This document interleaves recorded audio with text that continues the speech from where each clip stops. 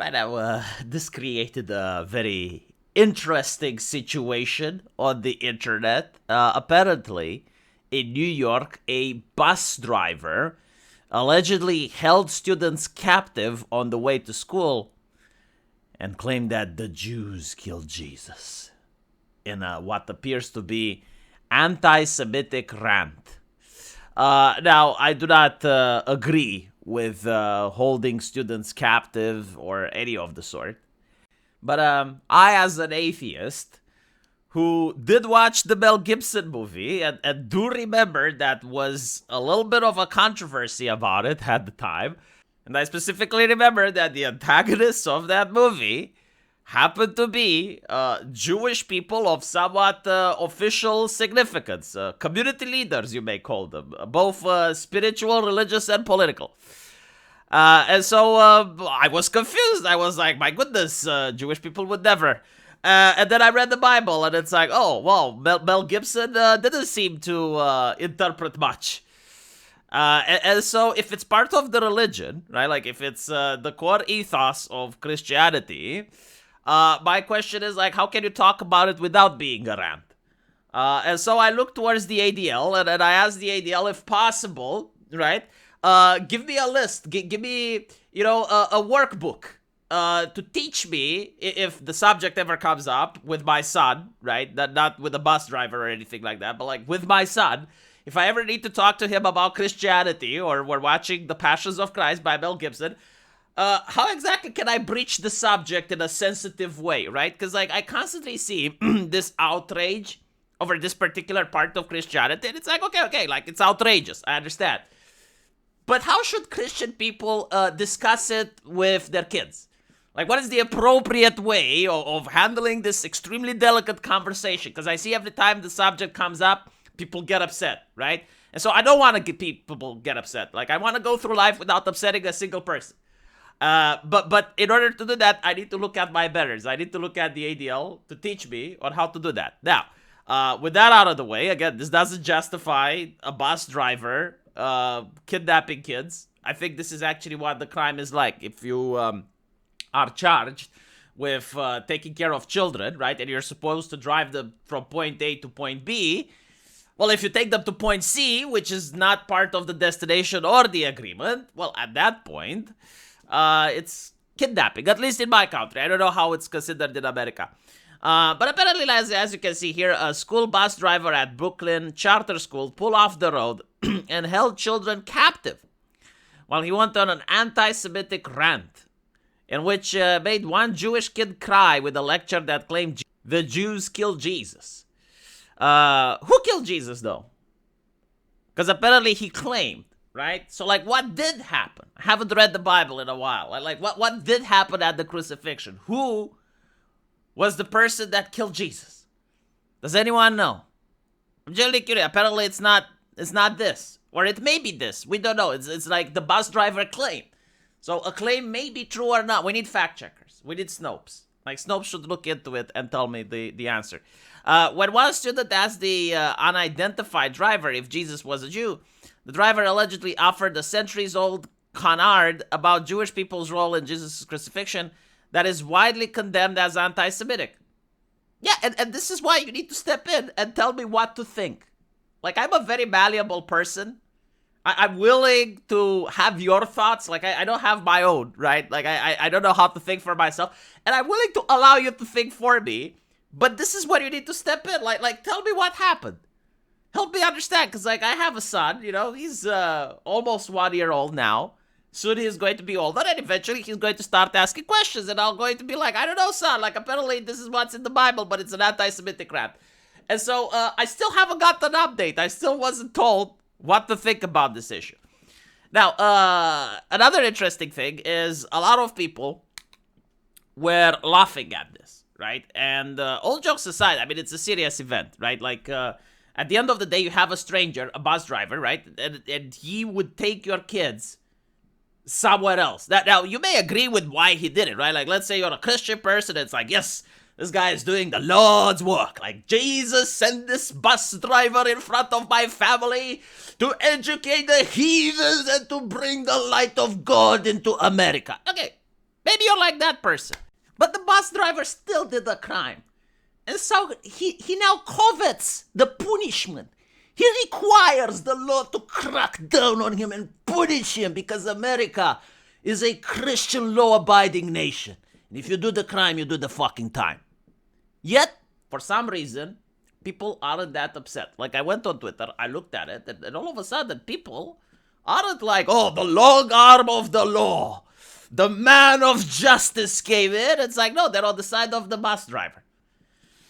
And that's interesting because back in the 90s or the early 2000s, I think even Christians would say, no, like what this guy did is unacceptable, right? Like, just because you're doing something in the name of God, doesn't mean that you get to break the law, right? Like, it doesn't mean that you're supposed to kidnap kids, traumatize parents, right? Because, like, imagine you're getting a call from the kids. It's like, bus driver doesn't let us walk out.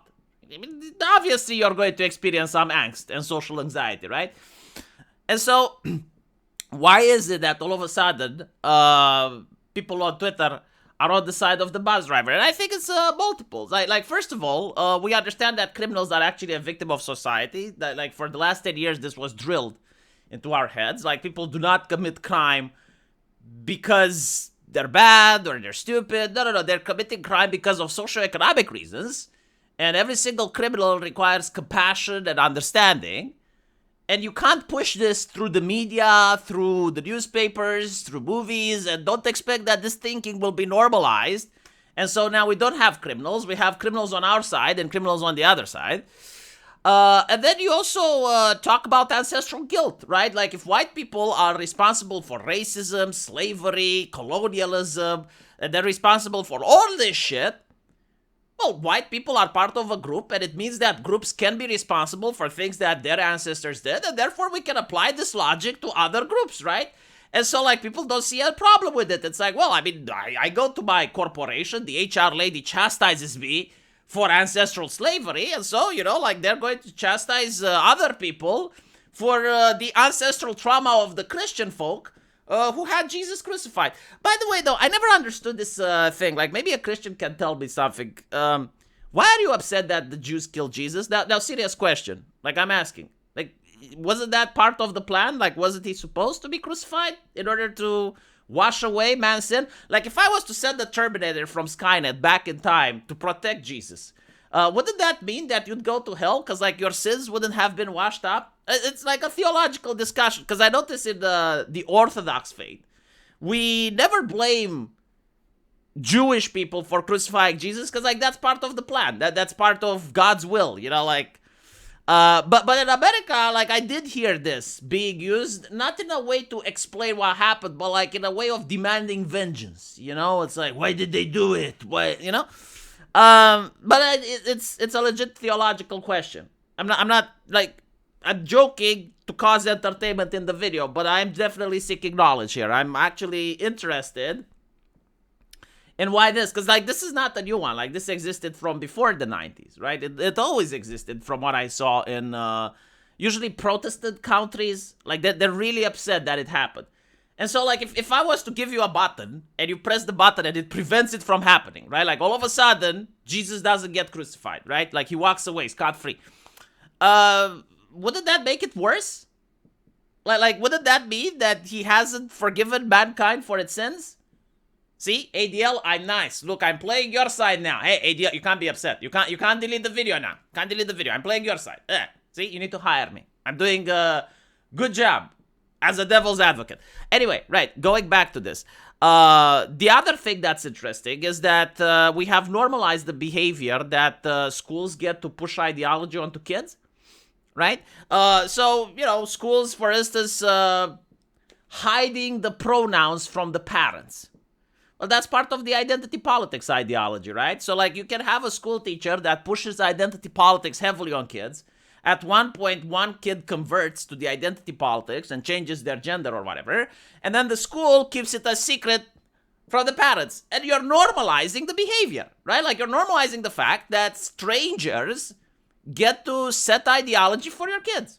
And this is why people are less shocked by this, because in the 90s it would have been extremely shocking. It's like, what do you mean a stranger gets to push their religion on my kids. Like, no, it's my kid, right? Only I get to educate him. He goes to school to learn that 2 plus 2 equals 4. He goes to school to learn about physics, chemistry. He doesn't go to school to learn about ideology. And so another interesting thing is the Holocaust Museum trips, right? I mean, again, the difference is that those are voluntary. Correct, but how does it look like if a parent says, no, I'm not going to send my kid there? And you may say, well, yeah, but that's historical. Oh, so Jesus getting crucified, isn't? Right? Like, I'm not justifying, because I know a lot of people are going to get upset. It's like, oh, you're comparing apples to oranges. No, I'm explaining why people behave the way they do. Like, you need to understand, on Twitter now, especially if you're a Jewish person, right? On Twitter now, you get less support than you used to get 10 years ago. And so you need to ask, and you need to wonder, like, what happened during these 10 years that caused the support to go down? I'm just explaining. I'm like a consultant. I'm looking from outside, because I'm not the one on Twitter supporting this, by the way. But I'm looking from the outside, and I'm noticing a huge drop in popularity. And so I'm trying to explain, like, what could have happened. And it's like, well, the culture in the last decade was of such a nature that it desensitized people from being upset about it. Why? Because, well, they are experiencing in their own life. Not at this level, and it doesn't have to be at this exact level, right? Like, they don't have to be kidnapped by a bus driver. But they can go to work, and they can be taken and kidnapped by the HR, and then drilled about systemic injustices and ancestral guilt. And they can have their kids at school being told about the LGBTs, right? The difference, though, is that, well, when the school does it, it's organized. Why is it organized? Well, because people that are part of the identity politics culture have managed to get into the upper echelons of power in the government and have instituted curriculums in order to dictate what happens to children, right? And so as a parent, well, now you're not fighting a random bus driver. It's worse. You're fighting the system if you disagree with the ideology. Meanwhile, the bus driver is just one guy, just one case, which, of course, he's going to probably end up in jail for what he did, going to get fired. Problem solved. But how do you solve the problem with the teachers that remain and they still push identity politics, hide things from the parents, right? Like, focus on pushing various narratives on children that don't have a historical understanding, to get context, to understand the nuance and what is being discussed, right? Like, why would you take children at a very early age and have these difficult conversations? Why don't you wait until they're 18, right? And so this is why people aren't being shocked. I'm not saying it's good or bad. I'm just explaining why they're looking at this and they're like, whoa, bus driver, LOL. Apparently, he says Jesus was a Jew, and basically Jews, his own kind, killed him. The driver told students that the parents claim. Basically killed him because he said he was the son of God. These were religious leaders who killed him. The assertion that Jews killed Jesus has not been shot down by the Catholic Church and the Vatican. Okay, so yeah, this is something that is now answering my question. Because I'm Orthodox, right? And I haven't read the article this far. But in our religion, again, we do not blame the people that killed Jesus. Because it's part of the plan. They didn't... I mean, you can say they had a choice because they did have free will. But God made it so that this was the best outcome. Like, this was the whole purpose of Jesus coming on earth, so he gets crucified. Again, correct my theology. I'm not, just because I don't go to church doesn't mean I don't try to understand what I'm reading. I just don't believe in the supernatural, but I do understand the story, the plot line, right? In the Vatican Declaration on Relations of the Church to Non-Christian Religions, it is stated that the crucifixion of Jesus cannot be charged against all the Jews without distinction, dead alive, nor against all the Jews today. See, I would love if the ADL could do the same for slavery when it comes to white people, right? Like, the enslavement of black people in the United States is not reflective of all the white people that live in America today. Wouldn't that be nice? Wouldn't it be nice if we had our own ADL to defend us the same way that... Because they're doing an excellent job working with the Catholic Church, right? And so it would be nice if they would defend us as well, so we can have a little bit of empathy, a compassion, a two-way street, right? Like, you scratch our back, we scratch yours, A little bit of mutual understanding. Some students texted their parents about the remarks in real time, and one Jewish student even broke down in tears. At one point, this is why I don't understand. Why did you break down in tears? Like, did you do it? Did you commit the crime? No. Then why are you breaking down in tears? Some students texted their parents. See, this is a time for healing, right? If you're a Jewish person and you're upset about this, come talk to me, and we can share stories, right? Like, we can talk about the people that try to push white guilt on me. You can try to talk about the people that push the death of Jesus on you, and we can hug and we can heal together. Together, strong together. At one point, the driver also allegedly asked students to recite a prayer while handing out white, "I am with you always." My God, like, this guy had the preparation. Like, he premeditated this, right? He printed t-shirts. What pissed me off is that the kids were late to school, one parent said. Now, that's fucking based. You know, like, I think this guy is an Eastern European. Fucking cynic, you know? It's like, I don't fucking care about your Jesus, don't care about your ADL. What I do care is that my kid was late to school. You fucking asshole. Arrived 30 minutes late. The school confirmed in a note that parents on Friday that the driver stopped the bus for a period of time to make religious remarks and distribute religious merchandise to students, though it did not confirm to specific off-the-cuff rails sermon. The school administration also said that they contracted the driver's employer to file a formal complaint and request a new driver. The driver also allegedly told students that Jesus sacrificed for their sins. If we believe in him, we will be saved. The only one who can free you is Jesus Christ, the parent said. Allegedly delved into the existence of heaven and hell. You know, like this is an interesting question. Is this something that people don't know? Like, is there a single kid that like heard this for the first time in the bus and well, like, wow, I didn't know that. That's holy shit. That's deep.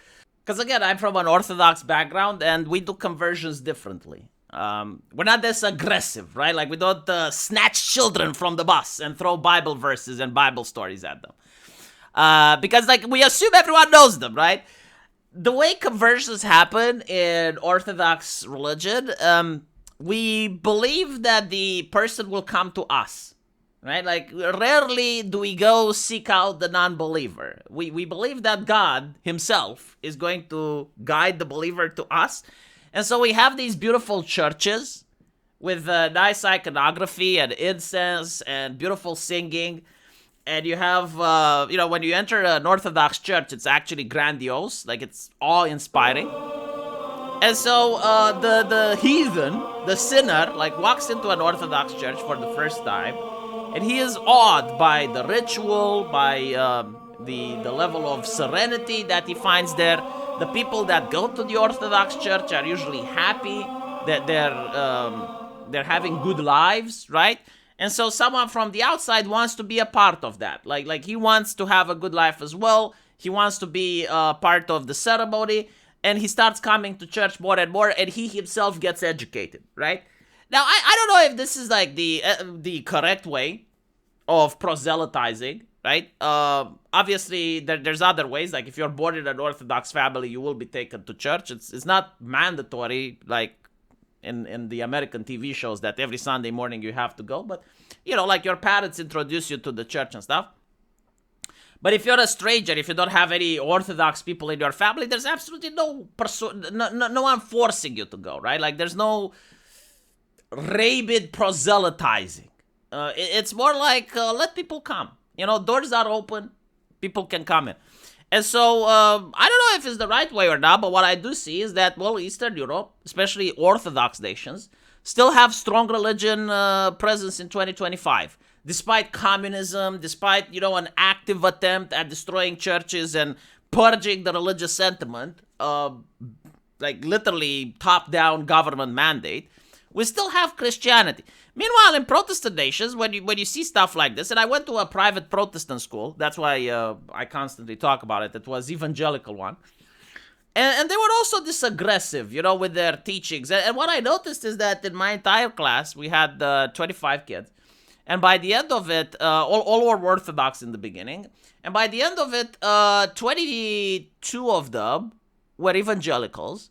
And the other 3, 2 were atheists and 1 was Orthodox, right? So myself was the atheist. with another friend, and then an Orthodox. But what I noticed is that after a couple more years, after years have passed, all of the people that converted to evangelical from Orthodox either reverted back to Orthodox or they became atheists. It's just a personal observation, not a study, not anything. All I'm saying is that this behavior of like trying to force something on people, right? Like using ancestral guilt and shame tactics and all of these things when the person is young and impressionable and doesn't know what the fuck is going on, may work on the short term, right? Like it may be successful on the short term, may work with peer pressure, but the moment the person is outside that peer group, the moment the person starts thinking for themselves, they may have resentment. It's like, well, why did this individual that's a stranger try to push this level of guilt on me? Like, what did I do to deserve it? And so, again, I'm looking at the nation states, right? Like Protestant nations, especially the ones in the West, are becoming more atheist, more secular, while nations in Eastern Europe, they remain Christian. It is what it is, maybe I'm wrong, but I'm curious what you guys think. And as usual, I will see you in the comment section. Take care.